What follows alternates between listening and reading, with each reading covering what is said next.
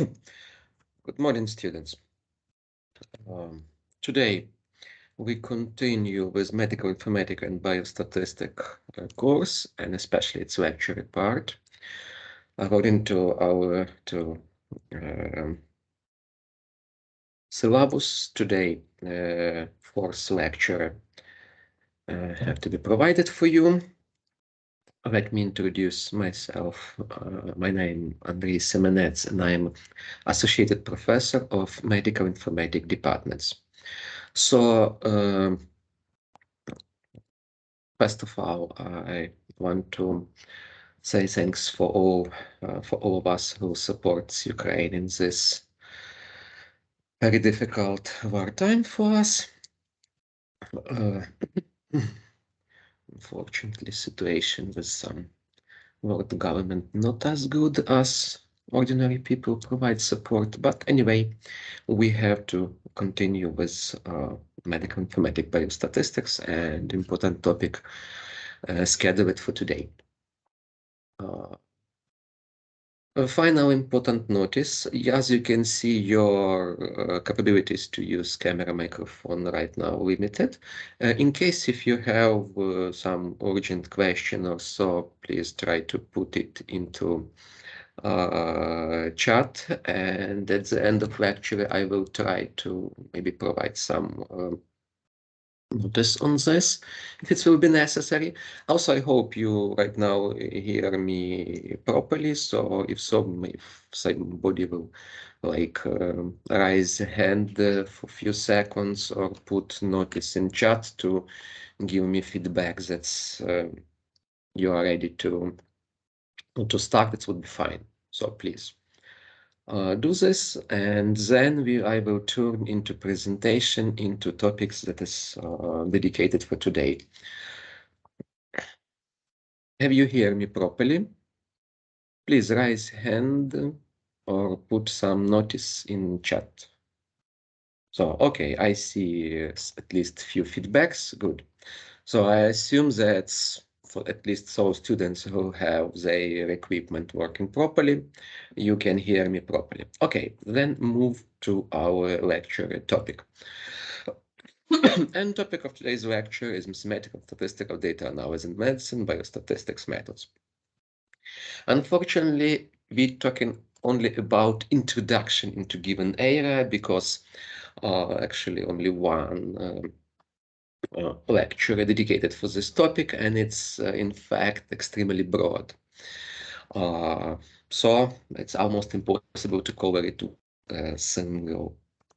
a single lecture. Anyway, I will try to provide what I can, and we will working on this. So a few major questions I will try to reveal for you today. So first of all, it's some few notice about basic usage of spreadsheet for performing calculations. It's like minimal techniques. Then we will concentrate on statistical calculation using spreadsheet and especially hypothesis testing, after which I will try to provide some introduction of identification of relationship between variables with correlation and also using regression or analysis to make prediction and build mathematical model of project development. And finally, if we have enough time, I will provide some few notices about optimal management task solving the spreadsheet. Again, I made emphasis that I decided to use spreadsheet as example because it's very simple and very common computer software. It's available almost for each platform, for each device, and very widely used. Of course, it cannot be seen as very professional and very scientific tool, despite we can do almost all necessary scientific calculation. So, but again, during our lecture proceeding, I will make a lot of emphasis on theoretical question, actually on statistical principles and methodologies. So in future, if you will need to choose another tool with background in statistical basics, you can very easily switch to another software almost without any problem. So let's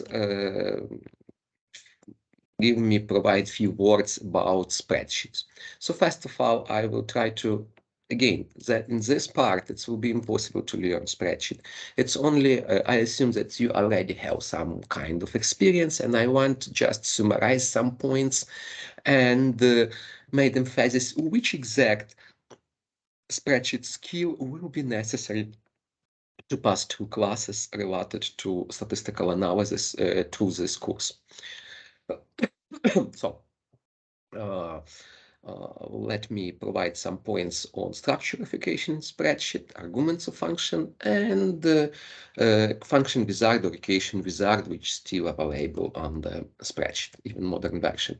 So in fact, when we major purpose of spreadsheet is to making calculation, not just creating tables, or not only presenting table, but making calculation. And as a result, each spreadsheet user must be aware about how to do it and how to create simple calculations like given here in the first row when we perform just simple arithmetical calculation like addition and multiplication, and we refer to data value which is allocated in specific given cell in worksheet. So here is key points. You must use references to access data which is available on spreadsheet. Also, below given more complex equation, and what is important to understand and remember that Excel very often support partial localization even of mathematical function. So it might happen that depending of language version of Excel you will use, it might happen that's part of function name, part of mathematical terms could be translated into another language, not presented in English. It's again depends to language of spreadsheet and Windows system have installed, or operation system, not only Windows, installed on your computer. And as you can see here, we have equation which consists of two function altogether and also combine it with arithmetical operation, conventional or mathematical arithmetical operation. So both function provided with multiply arguments, and here is we have like not you must be every time remember about proper order of mathematical operation, usage of brackets parentheses to enforce it, establishing correct arguments of function like exact value or arrays, etc. And start with equal every time.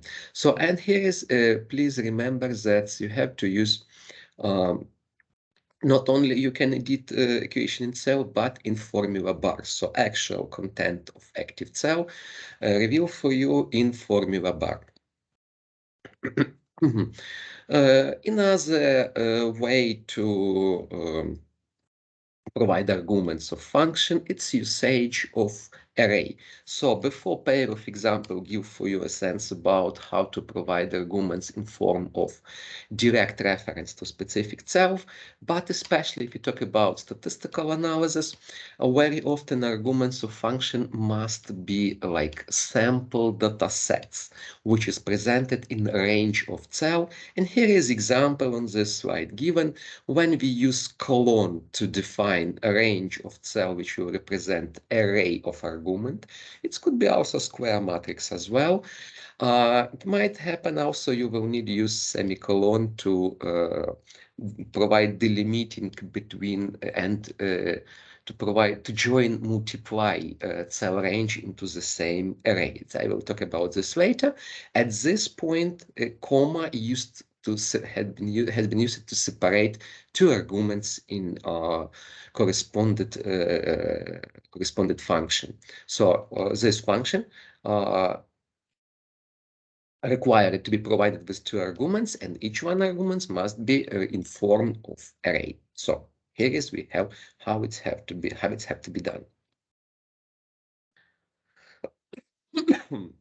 And also here is you have the notice about hints X modern Excel provide for you with uh, syntaxes of current function. Uh, One more approach to create function is so-called array functions. So not only arguments could be seen as could be provided to function as array, but also function itself could be called as array function and assigned to each array element. Like in this case, we are given array range, and this formula will be automatically assigned to each one array, and corresponding array constant will be multiplied for this each one array element due to usage of array function syntaxes or this curly brackets. In one of the practical classes, we will have experience to deal with these techniques as well.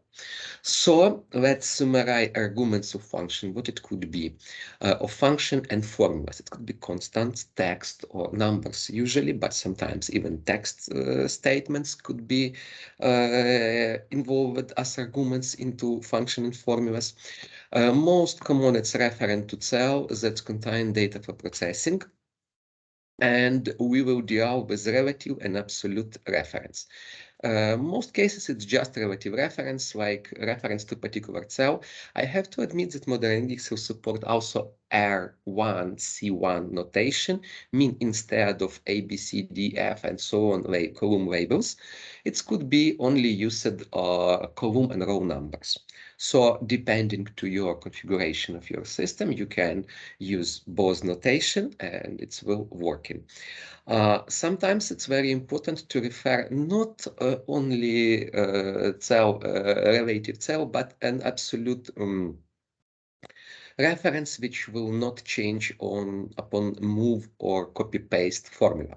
So what is major features of relative, I miss this, relative cell reference? When you copy paste formula, it will be updated relatively to amount of rows, columns you move it.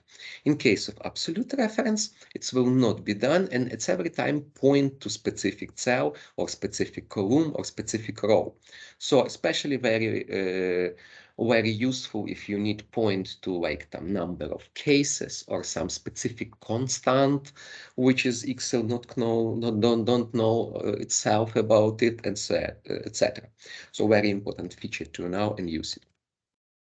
And arguments and sets. I already provide some basic introduction about it. So array delimited by colon, and you have to identify start or top left top corner of array in case of square matrix, and end of array, right bottom corner in case of square matrix. And all internal or all in between cells will be used as arguments. Very common techniques you will need it to use on each classes, which will be about statistical calculation. So every time arguments for statistical function, descriptive statistic, hypothesis testing function, all this, it will be arrays of your sample data. And if you have not continuous by interrupted region, you still can provide this as single argument. So you can use semicolon to provide more complex structure which will form your argument. So don't mix, please, semicolon with comma. Comma is the delimiter for arguments. Semicolon is the delimiter. It's not delimiter, it's unification symbol which allows to combine, join to array into single, like group to array into single. Okay, as for me, it's more, finally, function wizard. So the best way for sure to create a calculation in Excel, you have to study documentation in Excel for searching for syntaxes of function and provide function directly into cell. If it's not very full suitable for you, you can also start wizard with insert function button, and it will ask you first of all about select function name, search for function name, provide some intro about this function, and second step, you will be able to provide the argument. Oh, okay, not bad way for the beginners. Also, with choose button, which is shown here in the bottom, you will be able to pick value directly from a cell. So here is even modern version still supports this feature, just a little bit updated fast step dialog, but still contains same controls where you can search for function, you can pick from category, you can search list, and you can see in the bottom of it some brief description about what this particular function do. And when you choose it, next page will ask you about arguments, or even Excel will try to predict possible arguments. Attention, Excel's prediction very often wrong. So only you as research you are responsible as researcher about providing proper arguments for function. Don't rely on Excel hints. Sorry. Only you must be aware which data must be processed and how you must do it. There is no artificial intelligence in Excel, unfortunately.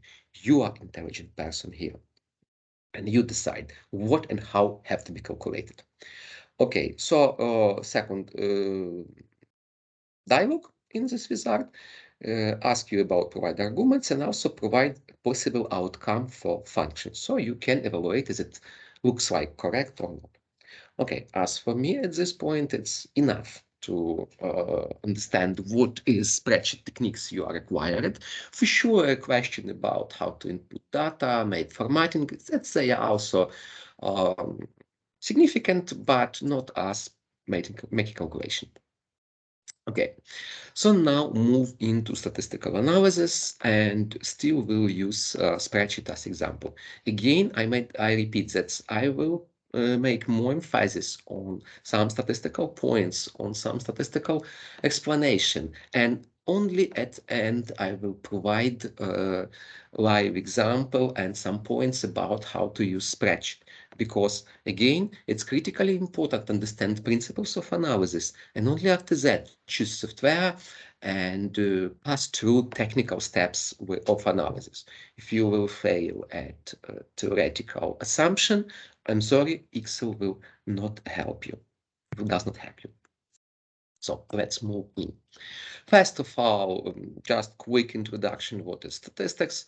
That's simply we can see it as branch of mathematics, which deals with collection, organization, analysis, and interpretation or presentation of data.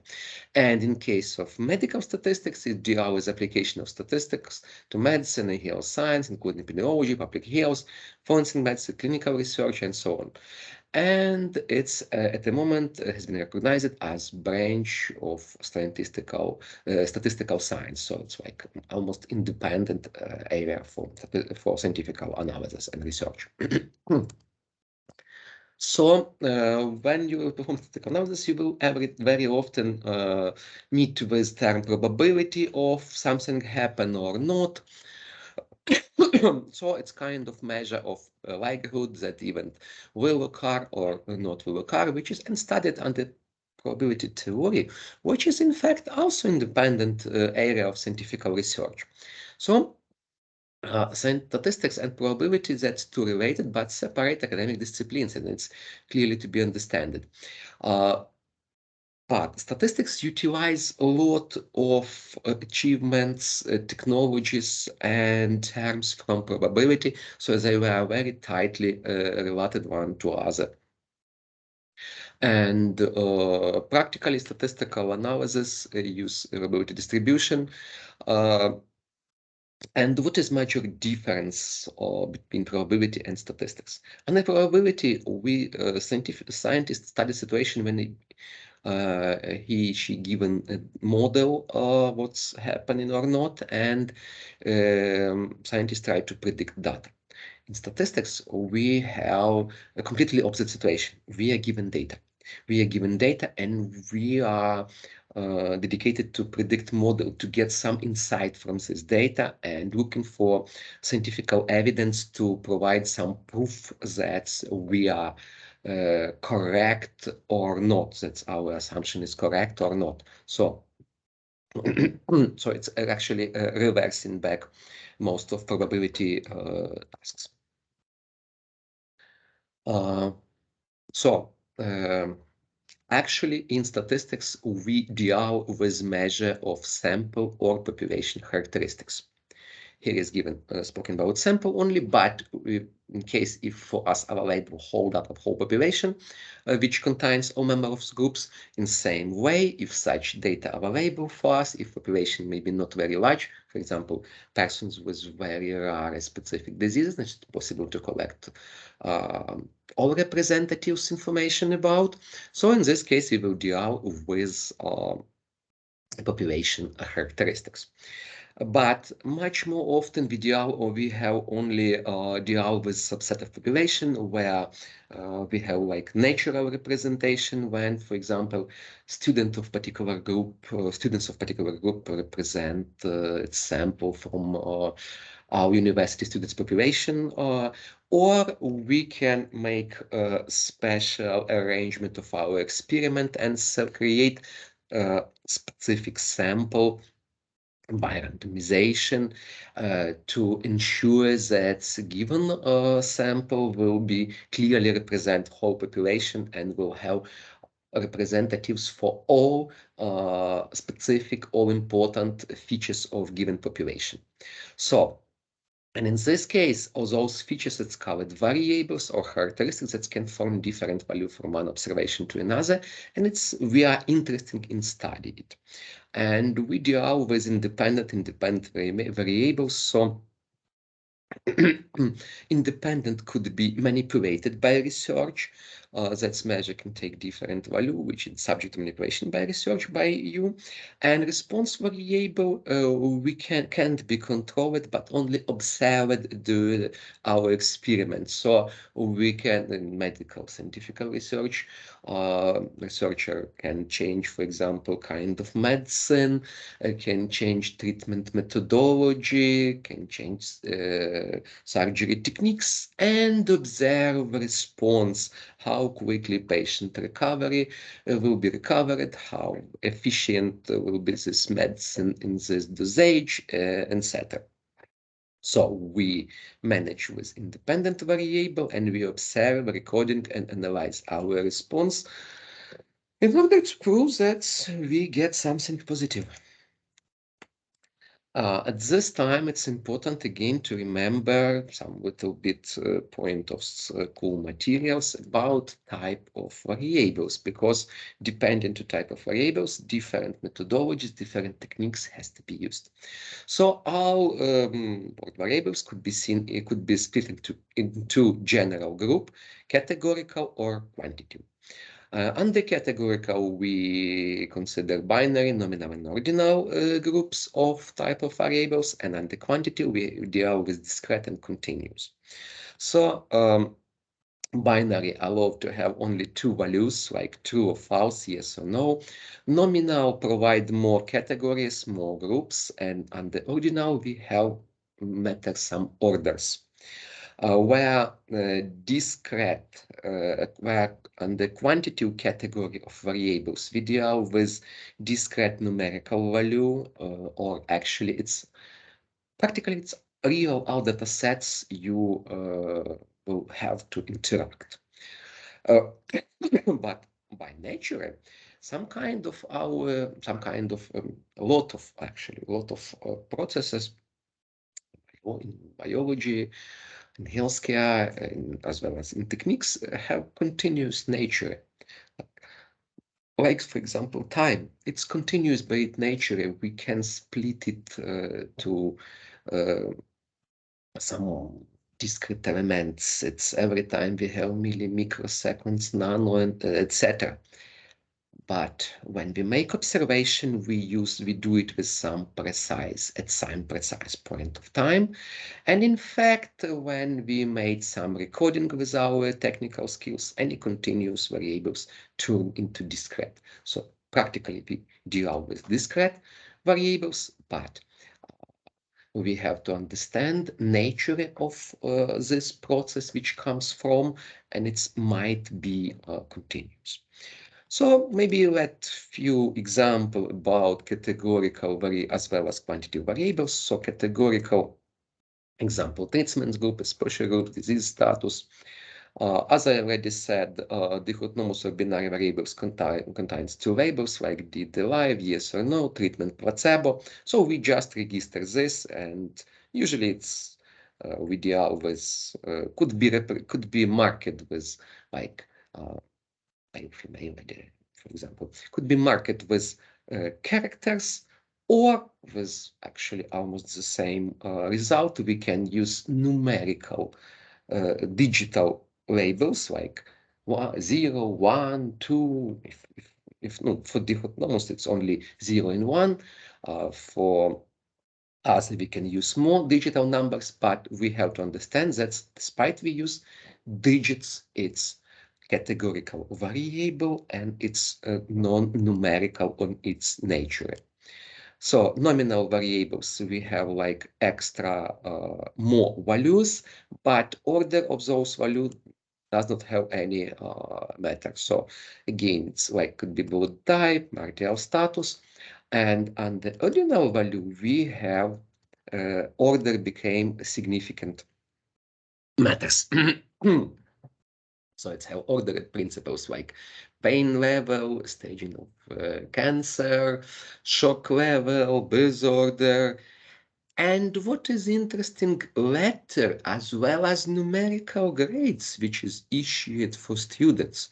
So any grades issued for students, we use numbers for this, like 1, 2, 3, up to 12, for example, in our university. That's numerical value, that's you can think that it's categorical, but it's not because it's issued by teacher, and it has like some kind of subjectivity in its nature, and here is exactly ordinal variable. Ordinal variable. So in this case, ranks actually more correct assessment rather than sometimes very often popular in our university average mark. So we do it, we use it, but here is we have some violation of data type in this case. That's an important point to understand. Okay, quantity variable, it's numerical, be arithmetically manipulated, so it's counts, time, and as I remember, we deal with discrete number with set of distinct values such as whole numbers, like number of cases of any, no matter AIDS or COVID, year school completed, and so on. Continuous can take any number within defined range. So again, I've spoken about like age, time, blood pressure, etc. So at a point, it could achieve any value, but when we, again, I repeat, almost all continuous variable, when we make some recordings, we turn it into discrete value. So despite continuous nature, practically we manipulate results of observation of continuous variables are in form of discrete numbers. It's like in principle for practical reasons, just it's would be fine to remember, understand, and keep in mind these points. Okay, now turn into descriptive statistics and statistical analysis in general, and start with descriptive statistics. And here is again fast rule I like to repeat: use common sense every time. Because major power and major weakness of statistics that it's not connected to real life. As before, I mentioned that statistics deal for some essential characteristics of sample population data. And in this case, statistics could be applied almost everywhere. We can use it to make assessment in technical task, in social assessments, in healthcare assessment, etc. It's exactly because statistics itself not connected to real world. It's deal only with this abstract assessment, abstract characteristics and features of sample or population data. And only researcher is responsible about explanation, how similarity and or differences which is observed in statistical characteristics could be understood in real life. And so here is why spoken about this. Use common sense, think logically. And second, most of information it's contained in graph. So if you have reasonable visualization techniques, it would be fine to produce it. But also it's important to use only correct chart type for specific cases. If you will use incorrect, sorry, it will be very, very bad. Okay, and usage of chart type every time tightly depended to what kind of chart type will be useful in this specific case. For example, if you want to depict visualization of, for example, single dependent variable, parent dependent. In case if we have categorical variables, it's very useful to use bar chart, linear chart, or similar things. And here is at right side given corresponded chart types from spreadsheet. That's you can accept it. And here is again, it's important to make this emphasis, linear chart type. Very often students try to use linear chart type with discrete variables. And it produces something which is look like almost correct. I signed. Look like almost correct, but not yet. It's exactly because that linear chart type expected that independent variable must have categorical data type. Dependent could be numerical, discrete, but independent, categorical by default. So in case if you have at least one categorical variable, okay, it's eligible to use linear chart, as well as bar, as well as horizontal vertical bars. But if your Boson variables have continuous or discrete data type, unfortunately, linear chart must not be applied. Cannot, must not. So, as a hand, in case of continuous variables, that's one of approach. It's stem and leaf plot, very specific case, maybe rarely used, but sometimes used in the statistics. A very useful thing, statistical plots like a histogram and box plot. And also you can use scatter plot. Here is the right side. Scatter plot, in fact, it's major way to visualize dependency between two variables if both of these variables are continuous or discrete. So in this case, it's inevitable you must use those chart types: box plot, histograms, and scatter plot. And scatter plot is actually one of the first of this major way to represent relationship between two discrete or continuous variables. And every time, please keep in mind that scatter plot, it's not frequency plot. Frequency plot is diagram. Okay, so let's consider more detailed view of this chart type. Bar linear, as I already said, use it for categorical variables to show frequency or proportion in each category. So here is we decide, we clearly that's our independent variable. Our independent variable have categorical data type. And in this case, for example, here is we have number of patients that's affected by that specific shock index. So shock index is definitely categorical ordinary variable data type, and number of patients give for us frequency, how often it's happened for specific patient. Now turn into continuous discrete variables, and here is take a look for stem and leaf. As I said, it's already very specific chart, which is useful only with statistical analysis mostly, and separate sorted data series into leading digits that stem and trailing digits that leaves. And here is we can see how we can represent one or age of participant, how we can depict single sample age of participants in a stem and leaf plot, and if we have two samples for male and female, how we can depict it into our sample. So here is even, it could give us some kind of insight about frequency, how often how often specific observation happened in this case. So here is the benefits of stimulative plot, by practically it's relatively rarely used right now.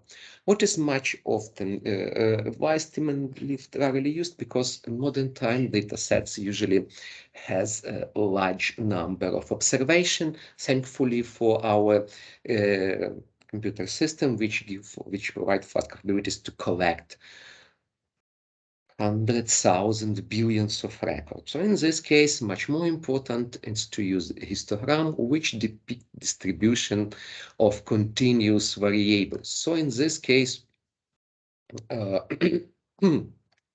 it's useful for locally accessible probability distribution, which I will speak later about this.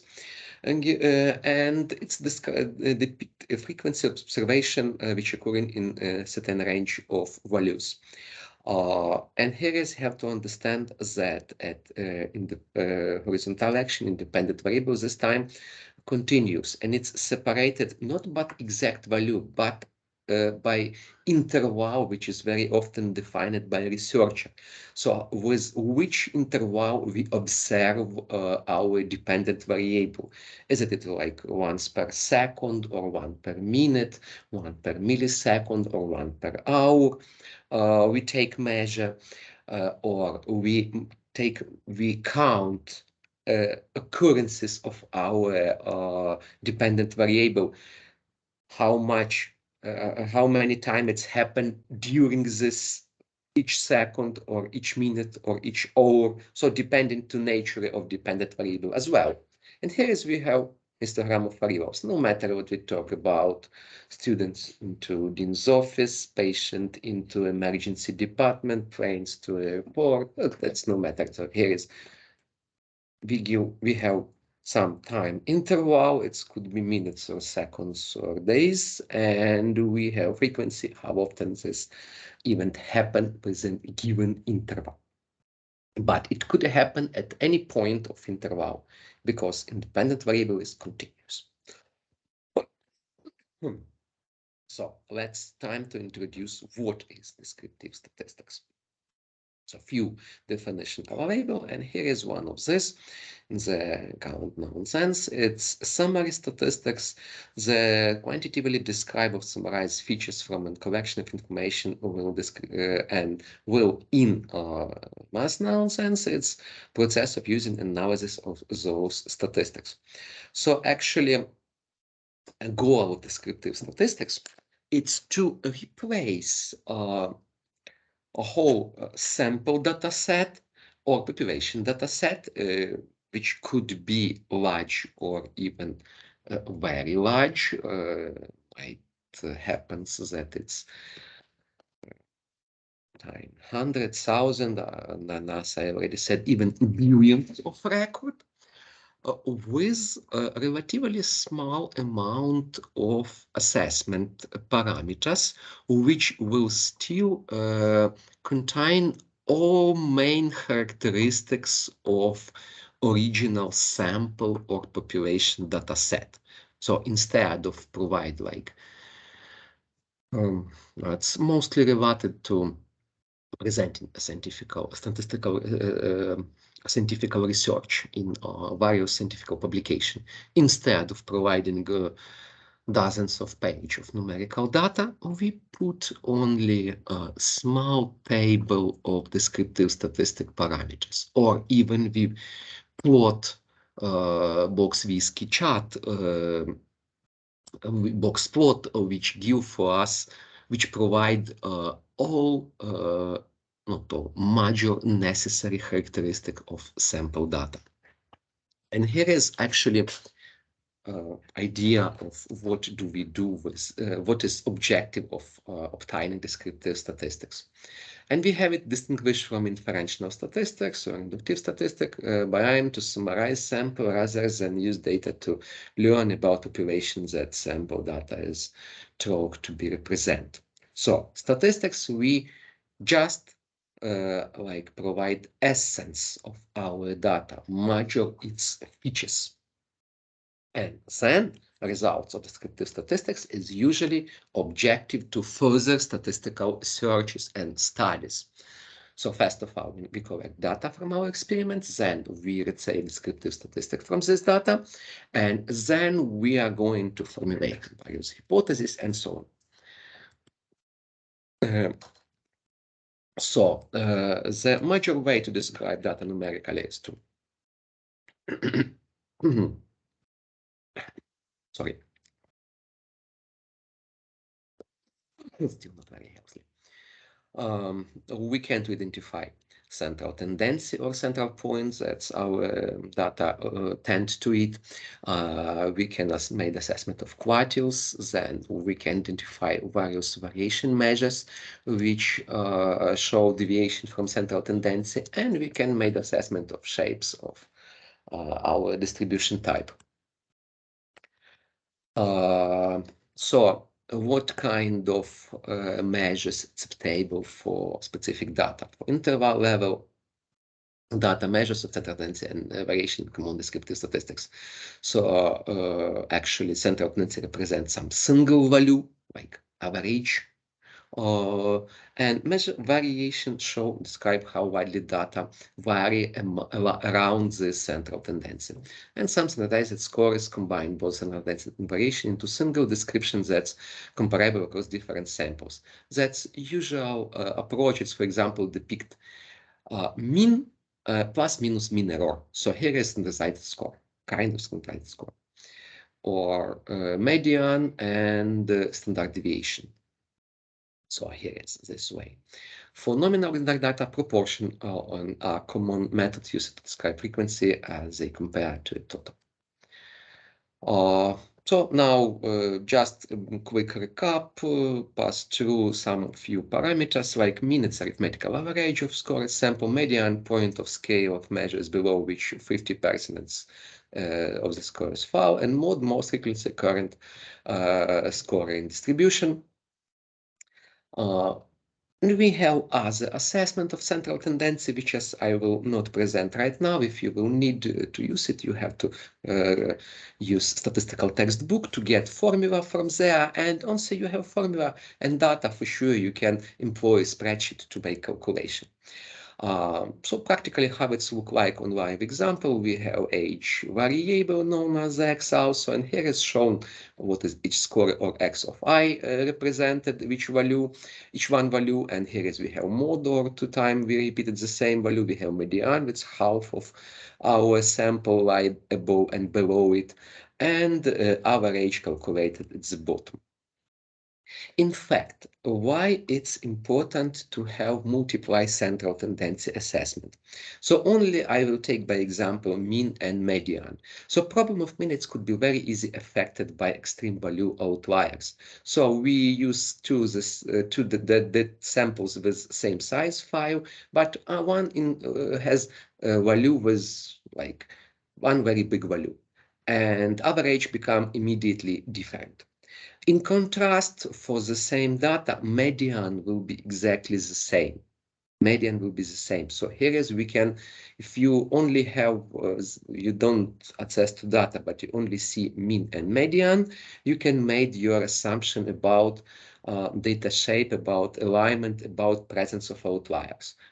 Mean and median equals, so it's like symmetrical data set.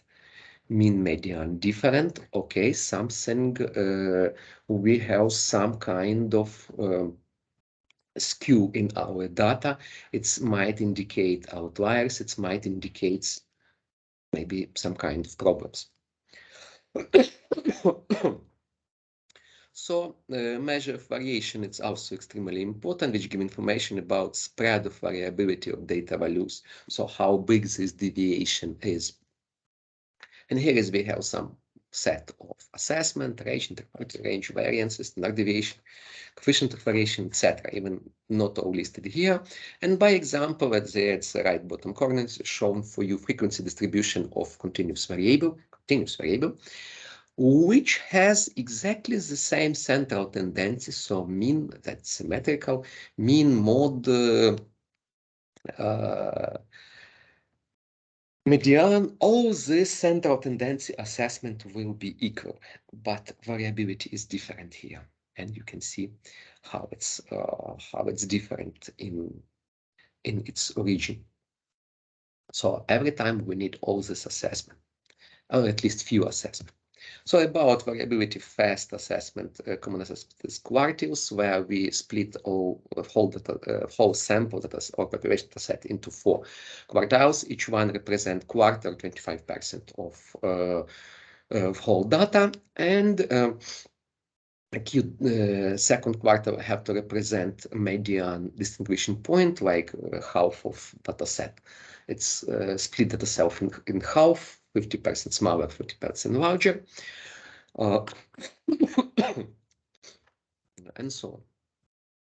Practically, most often useful assessments, it's interquartile range, which is show difference between third and first quartile, and has median and its center.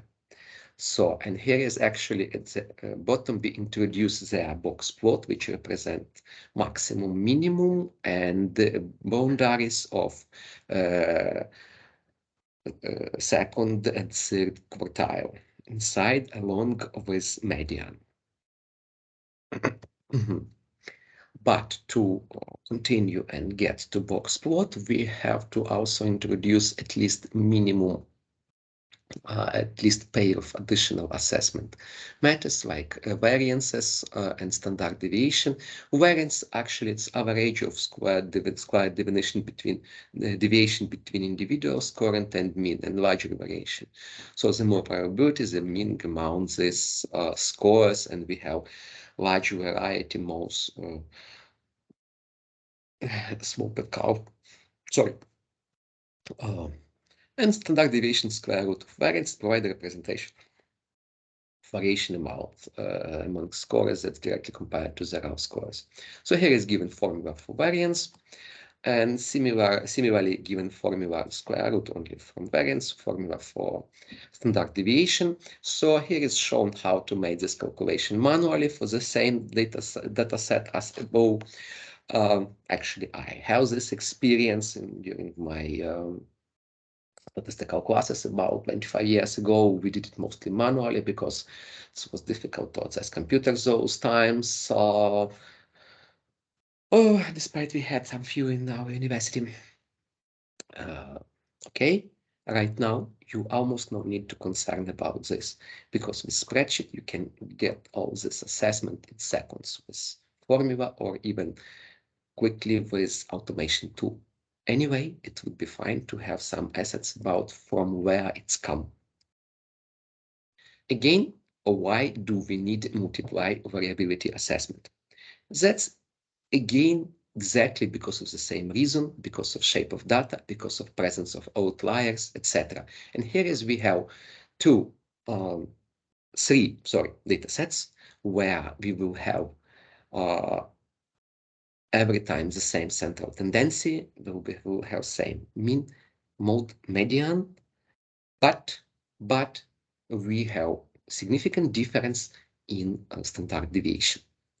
And here is actually a reason why do we need combination of this assessment, to be able to describe our data in few critical characteristics without providing data. And finally, we can do it instead of just putting numbers. It's actually very often it's not very comfortable to deal with numbers, or especially if we have multiple samples. So we can visualize it with box plot diagram, which represent for us median, first and third quartiles boundaries, and also limitation for minimum and maximum. Attention, not actual minimum maximum observed in sample, but given limitation, theoretical expectation, which is like 1.5 of interquartile range. And here is the reason why above maximum here is given, why above theoretical maximum, which could be referred to fourth quartile, given extra parameters like outliers and actual maximum. So which sign for us that current sample of given variables we observe it's have unsymmetrical distribution, and we have some right skew distribution, and we have some suspicious that it might have be present some significant problem with that with observed data, or it might be correct. In this case, we talk about non-normal distribution, which I will be spoken a little bit later. Okay, and only to finalize, common characters which used in various textbooks to depict that corresponding statistical parameters I have spoken about. Sample variance, standard deviation, population, standard deviation, sample mean, population mean, and interquartile range. So if you will match the symbols, you have to understand what it does it mean and what is difference between. Regarding usage of spreadsheet, as I already said, it's very easy. So we have a lot of predefined function, and all spreadsheet has it. So you can calculate mean, max, mean, variance, standard deviation, skewness, kurtosis, standard geometrical average. So all of these things are almost completely predefined. You have to only check documentation for your spreadsheet in order to get proper function name. Attention, with latest version of spreadsheet, very often variance, standard deviation, and few other assessments replaced from worst del to dot point, point P, point S, means there are different formulas depending which kind of data you have, population or samples. So again, you have to understand which data you deal. And if you deal with sample data, you must use var point S formula. And if you know that it's population data set, you have to deal with var point P formula. Again, there is no artificial intelligence in spreadsheet. Okay. Before moving to hypothesis testing, let's introduce term distribution. Distribution statistical data set is a listing of functions which show all possible value or intervals of data and how often they occur. So frequency distribution is grouping data into mutually exclusive categories, showing the number of observed in each category. So we have to first of all decide about intervals of assessment of independent variables, and then measure dependent variables, and calculate how much occurrences fall into given interval. And normal distribution, various normal distribution used in hypothesis testing. Normal distribution, and most common example of data would appear if we create frequency histogram where axis represent value of scores in distribution, y-axis represent frequency of scores. And features of normal distribution is that format symmetrical bell-shaped curve, 50% scores lie above, 50% below point of midpoint of distribution, asymptotic to x-action, mean, median, mode located at the midpoint of the x-axis. That's basic demand. So actually, it could be this rule could be formed within 3 standard deviation rule. So above, it's like essential description. Below, given mathematical expectation for its mean. No matter what population, attention distribution, normal distribution, work with population, normal, what population average and population standard deviation we are. So area between one standard deviation from mean it's be about 68%, two standard deviation 95%, and the 3 sigma or 3 standard deviation, it's about almost entirely of our observation. It could be shown with this diagram. Red, green, blue area represent this 65, 95, 97 point rule or 3 sigma rule term. So again, I told normal distribution itself dedicated to represent and to make assessment of data from population data set. What if you have sample? Is it useful or not? In this case, few statistical methods dedicated to made assessment about is it about of probability likelihood how your sample data set similar or deviated to normal distribution. So yes, for sample we can use assessment which give for us answer about is it our data could be claimed to follow normal distribution or not, even if we talk about discrete sample data set. So in reality, distribution very often deviate from normality. We have left-right skewed shape, and here is its dependence. Exactly, we compare median to mean, dependence greater or smallest. We can make decision about left-right skewed distribution. And as I said again, I repeat this. Same slide from above, we use frequency histogram to depict how closely, how similar our data is to normal distribution or not. And within concept of distribution type, it's time to turn into hypothesis testing. So first of all, hypothesis testing, now we turn to statistical inference, not just statistical summary. We try to now make some conclusion evaluation from our statistical data set. And so statistical hypothesis form of statistical inference that use data from sample to draw conclusion about population parameters or population probability distribution. And it's alternative definition, it's an act in statistics where there is an analyst test an assumption regarding population parameters and methodology employed this depend on nature of the data and used reason for the analysis. And used to assess the plausibility of the hypothesis by using sample data. So here is given important essence, important emphasis on hypothesis testing. First of all, almost entirely we use statistical sample data. And we test these features of statistical sample data, and those features, it's exactly descriptive statistic parameters, in order to make assumption about some specific value of these parameters, or in order to prove or reject assumption about that our data have specific probability distribution.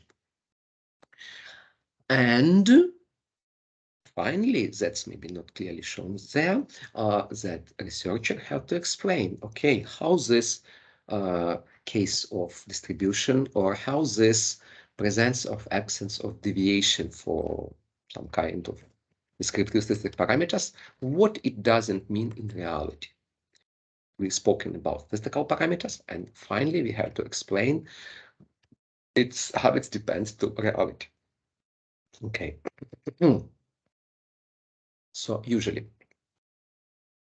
general steps for reasoning for inferential statistics.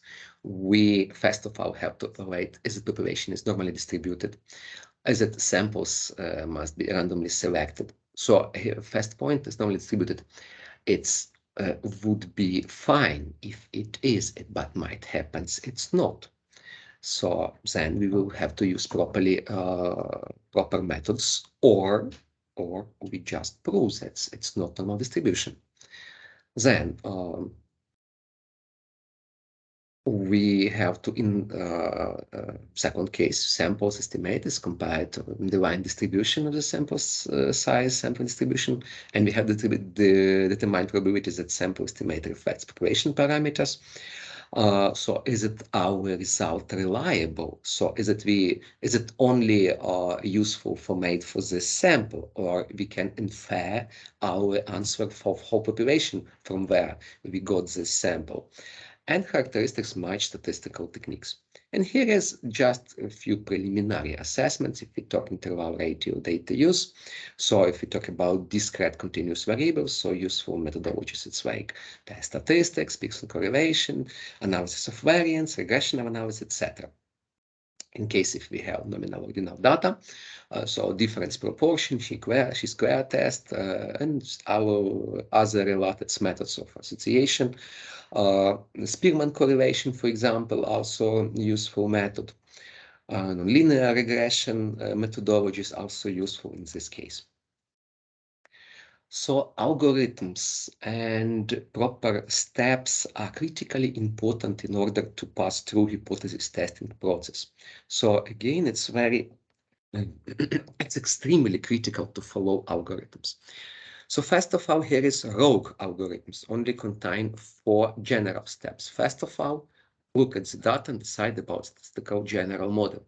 Here is about use common sense. Yeah, that is.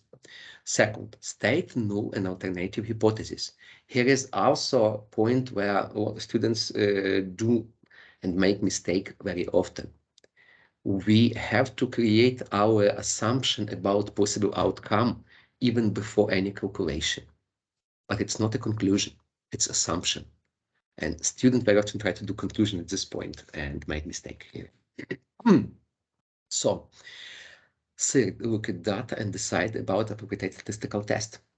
Again, data types, those I spoken about, categorical or quantitative, nominal or discrete, and set. Then, fourth most easy part, calculate statistic test, look at significance value. And if significance less than critical alpha level, we can calculated statistical value also less than critical, we can accept null hypothesis. Opposite case, statistics greater than critical, we can reject null hypothesis. Attention, these two statements not exactly correct, not in all case. If you use specific kind of hypothesis testing method, every time refer about this point.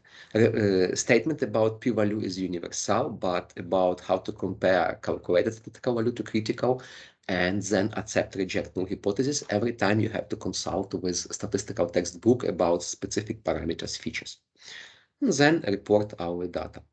As a case, if we have significance value greater than alpha, we have failed to reject null hypothesis. And we are also not allowed to accept alternative, that it's like situation when we does not have enough evidence to prove something, just reality. Actually happens very often. We just report result, report this result and assume probability of your error and set. And more detailed analysis about how to choose proper method. So every time we have to determine, check what our data type is, categorical, continuous. For categorical data, we compare proportion in groups. We have, for example, with 2 or more groups, we, for example, can use a chi-square test, which is very common assessment method. But also it could be used like, as I said, it's not fully, this branch not full. We can use Spearman nonlinear correlation, for example, or some other methods. Later, maybe I will refer to one picture which provide more insights on this. In case of continuous data, it's mostly related to practical classes you will have. We compare means or medians in groups, depending how many groups, 2 or more. For case of 2 groups, we have to identify is it this data is normally distributed. For normal data, we usually use test statistics, which is also depend to variances. So we have 3 kinds of test statistics there. For non-normal data, for example, we can use Wilcoxon test or sign test or something similar. For 3 or more groups, we can use methods like for normal data set, we can use analysis of variances in multiply groups. For not normal data, a classical Wolf's test or other. Again, it's not full list, and I will show, and some extra provided within this table. You will have this table in the practical class material as well. So what is this table? And it's actually not full. Here is 4 cases, but in practical class material you will have 6. Actually, it's a little bit simplified algorithm, table which represent algorithm how to choose proper statistical method, depending to practical task do you have. So if you talk about control experimental sample data and compare sample before and after experiment, I will check is it sample means equal to constant. You have to deal with different statistical tests, like compare to independent sample mean, dependent sample mean, compare sample mean to constant, etc. So how to decide about this? Again, I'm sorry, we get back, use common sense, check your task, and analyze what assumption could be similar to. Like if we compare 2 independent group of patients, that's one taking medicine and placebo, and we have to decide about is its medicine do any effect at all. That's definitely controlled experimental samples, and we compare 2 independent sample means. And no hypothesis will be spoken like medicine doesn't provide any effect because it's if no reason between medicine, no difference between medicine and placebo. So for sure there is no effects. An alternative will be that for sure if we have difference in the sample means that it will be indicate practically that yes, medicine provides some effect instead compared to placebo. Or same way we can compare 2 different medicine, traditional and newly developed. It's also control experimental sample. But in case if you have same patient and you want to get measures about how particular medicine affects their conditions, so it will be compared before and after experiment. So you observe before experiment or before treatment, before taking medicine, or before treatment. Then you made observation after taking medicine, after treatment, and it will be compared to sample-dependent samples. And if you provide evidence that your like new treatment method or new medicine are allowed to reduce days of staying in hospital, it will be compare sample mean to constant when we have to measure days in hospital and compare to average for known treatment. And we want to prove that our method is provide better effects. In all this case, as you can see, third column represent every time testing distribution type, made assessment. How is our data normally distributed or not? So any available methodologies could be employed, 3 sigma or any other. And depending to this, you have to choose, you have to come into only single cell at right side. So it will represent proper method for your specific case. Pay attention that in case of independent sample tests, sample mean test, you have to also make extra variances test. So it's like internal area for hypothesis testing. It's competitive ratio. That's exactly variance test, computing parameter distribution into samples. So you can make it as internal test without relating to original test. So why so complicated? Why so difficult? That's because about problem. It's like second power and weakness of statistics. From one hand, if you will check statistical textbook for all these methods for hypothesis testing, you will see formula. So with spreadsheet, with data in spreadsheet and formula, every time you can calculate result, no doubles. But if condition for usage method are broken, if reason of usage method were incorrect, results that you obtain, you calculate, cannot be trusted. So it's very easy to make this mistake in statistics.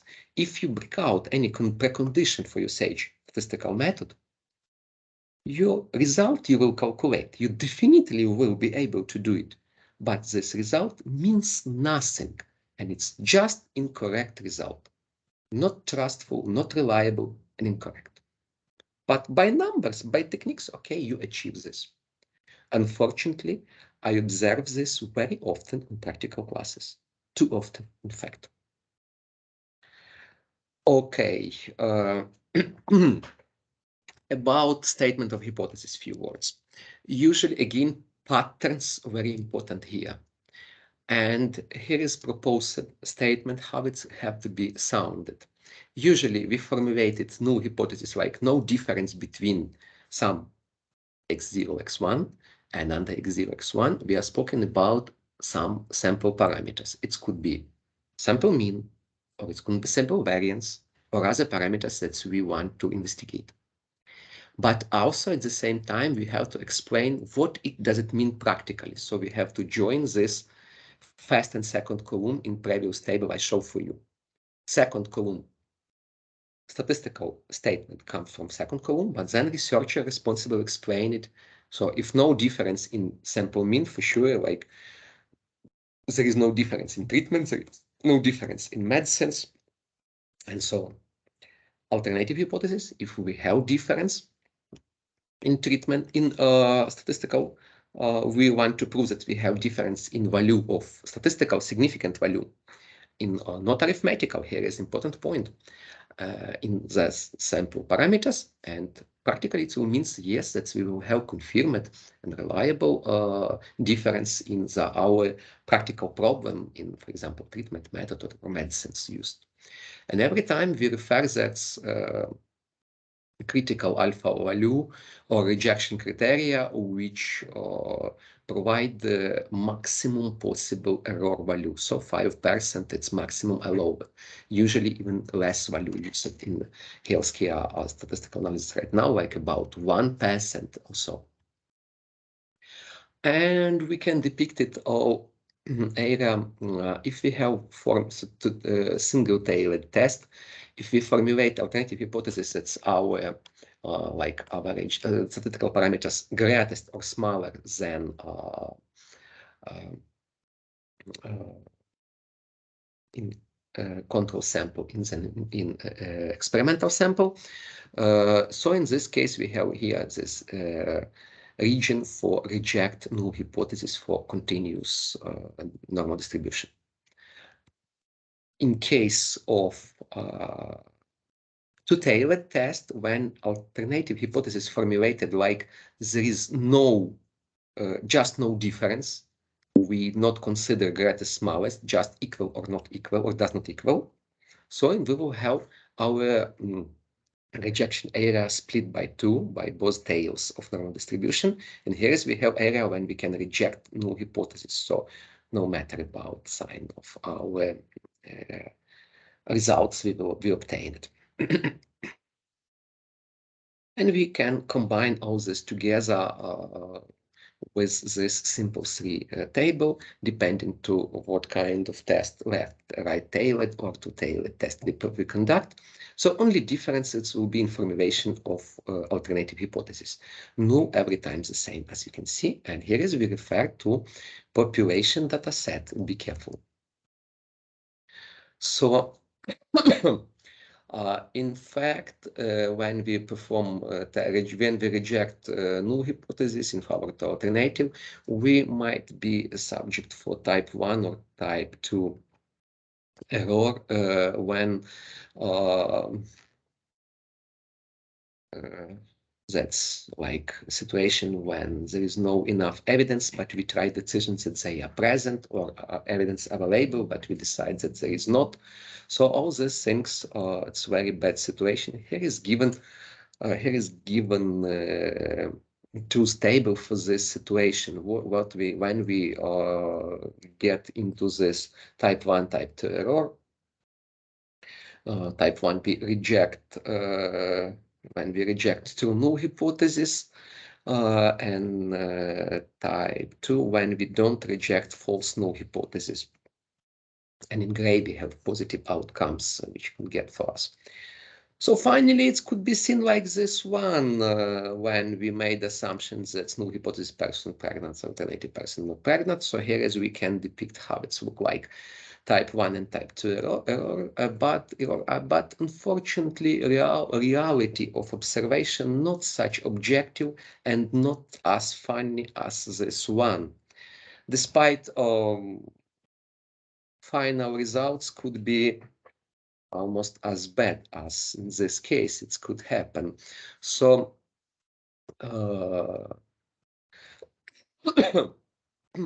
type 1 error can only happen if we reject null hypothesis and conclude there is something is happening that is actually not happening when we try to like provide evidence that our new treatment better than existing, whereas it's not better.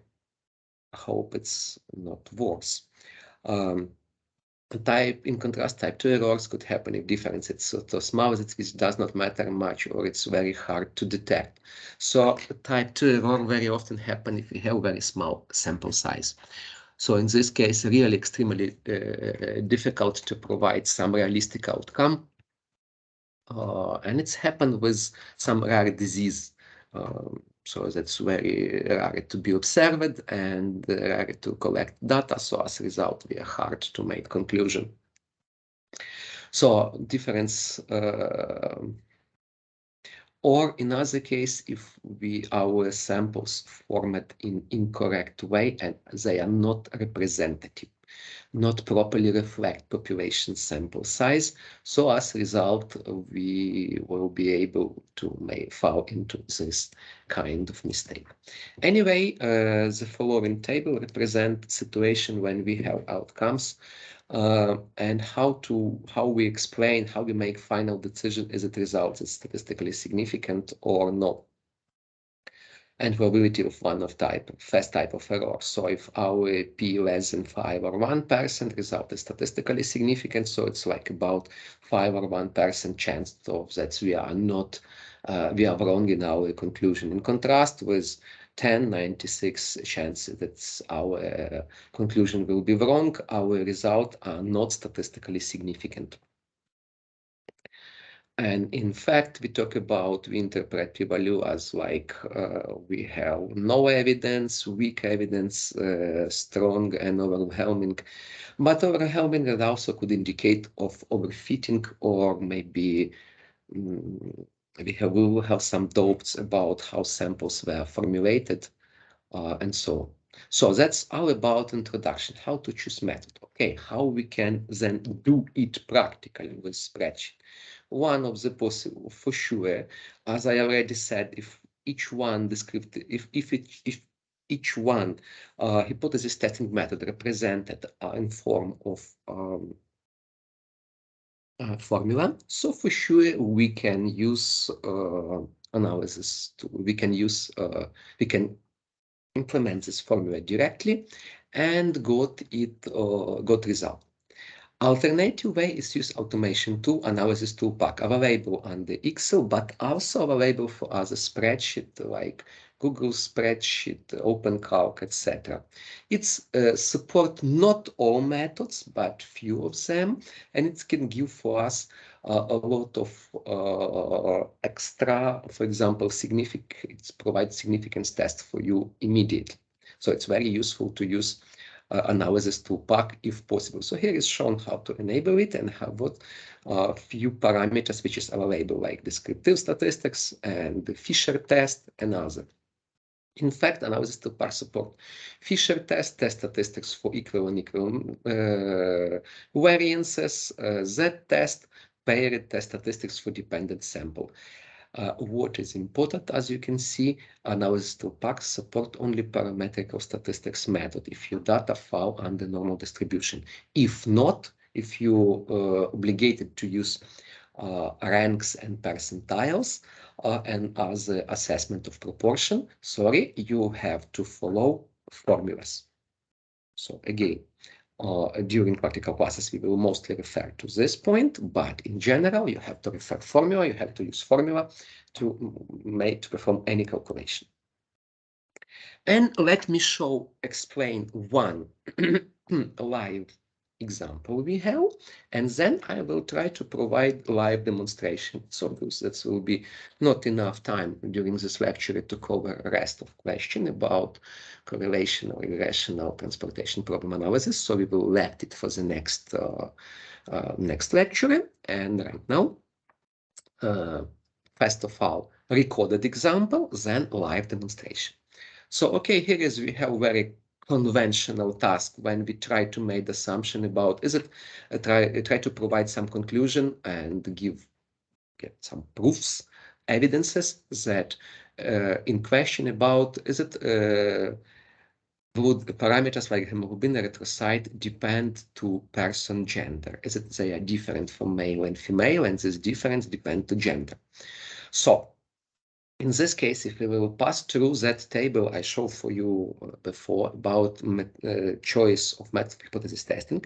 So first of all, we have to decide about common practical problem, and definitely it will be compared in experimental and control sample. No matter which one we call it experimental, which one control.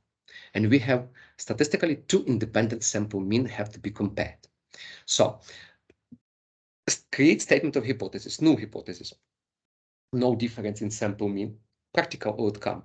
Definitely there is no difference between blood parameters for males and females.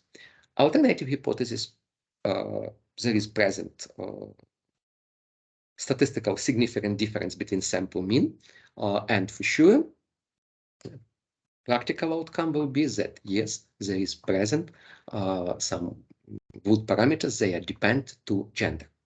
Okay.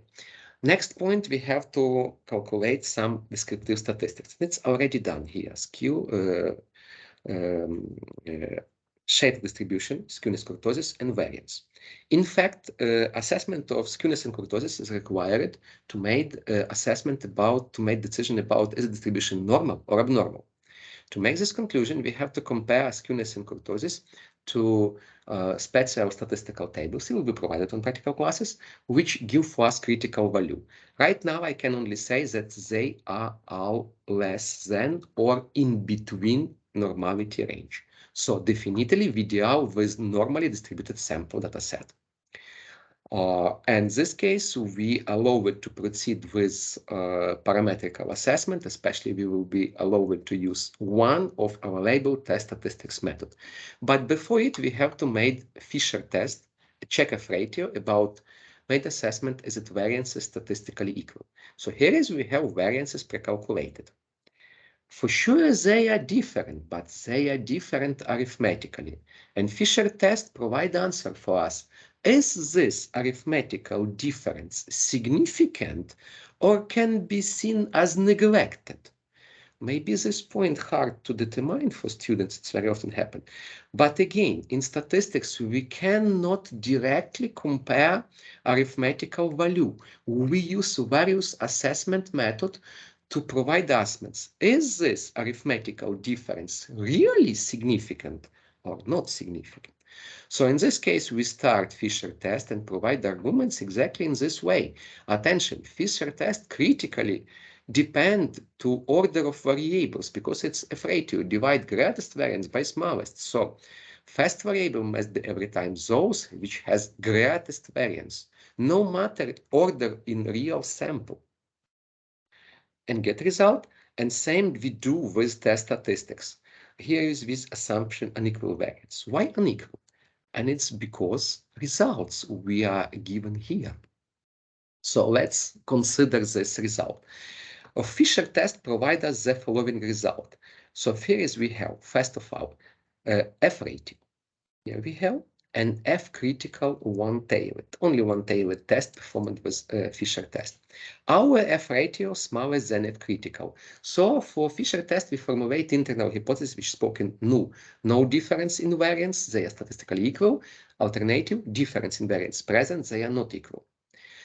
Such as F ratio smaller than F critical, we have likelihood that we have to accept null hypothesis, like there is no difference in F ratio. But take a look for significance.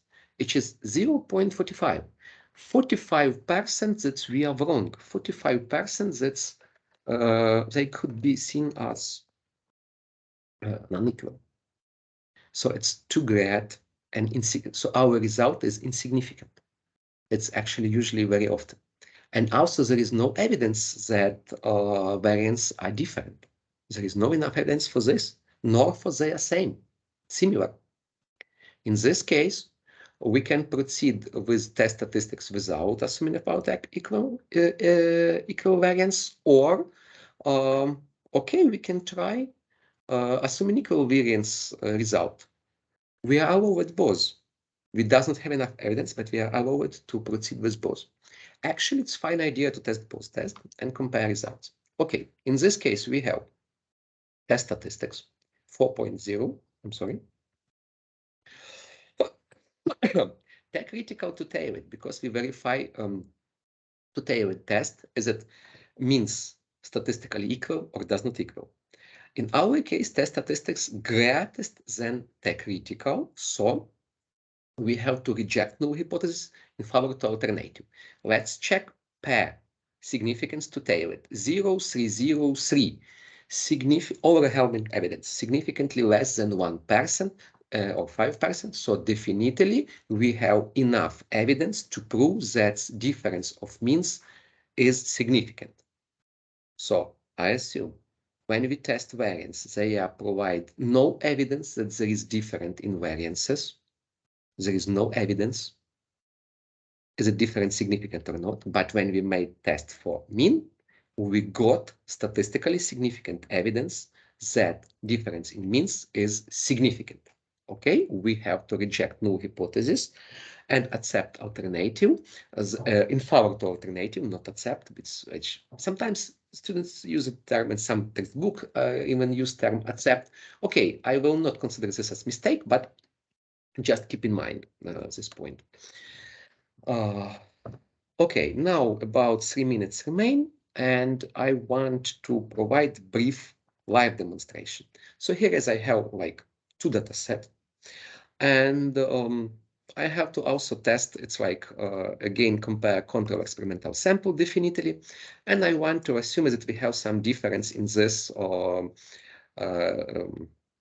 parameters, even I don't know name of parameters which measures for this patient, is that we have different in these parameters. So first of all, we have to prepare descriptive statistics for sure. So I select my data set. Actually, sorry, I don't need to select data set. On the data, I go descriptive statistics. I will use only data analysis. Descriptive statistics, have to provide my data. I have labels first row, data in column. My output range have to be started from there. And I want summary statistical needs interval. Okay, so here is I am given results. I have mean error, standard error. What I do need there, it's skewness and kurtosis, which is actually have to tell me that my data is fall under normal distribution, only one value relatively large. So I will not consult statistical tables right now, but from my experience, 3 value definitely in normal range and only one species, but probably also fall under normal distribution. So I'm allowed to use parametric statistics. My null hypothesis, okay, let me also this time show quickly visualization. Let me do this with I can insert all chats, and I want to use definitely box plot diagram, box plot diagram. I will add the labels there, data labels. So here is it show for me visual relationship of major characteristics like median, standard deviation for our dataset. I made some assumption about how it's visualized right now. Okay, and so create statement of hypothesis, null and alternative. As I talk about normality, so null hypothesis will be sound there is no difference between sample mean in compared distribution. So for sure that observed parameters of organism not depend to is it we talk about presence of hypertension or absence of hypertensive patient, the same. Alternative hypothesis, there is present statistical significant difference between observed parameters, and these parameters dependent to pathology. It's dependent to patients that have hypertension. Okay, so we have to proceed with the same assessment. We have to calculate variance test and test statistics. Attention, in this case, we have greatest value of variance for second variable. So if I want to perform Fisher test, I have to provide second variable as our non-hypertensive patient as first variable and patient with hypertension as second variable. Other hand, it will be mistake. I have labels, my output range, I want to be there. Okay, so I got it. Okay, what do I have here? Very fine result, very fine result. So first of all, Fisher test now greatest, then F critical to tail it. We have to reject null hypothesis and assume that variances are not equal and our significance less than 5%. Our evidence are enough and reliable. So definitely we have to use the following method. Test statistics assuming unequal variances, and we are correct. So in this case, where do our mean greatest? Again, non-hypertension patient have greatest mean and recommended to be used as first variable. Sorry. Okay. So patient with hypertension considered as second variable. Labels I have to first row. Output range have to be there. And let us, what do we have? Okay, here is we have negative statistics. Sorry, made mistake. Let me recap. Okay, that's opposite case exactly.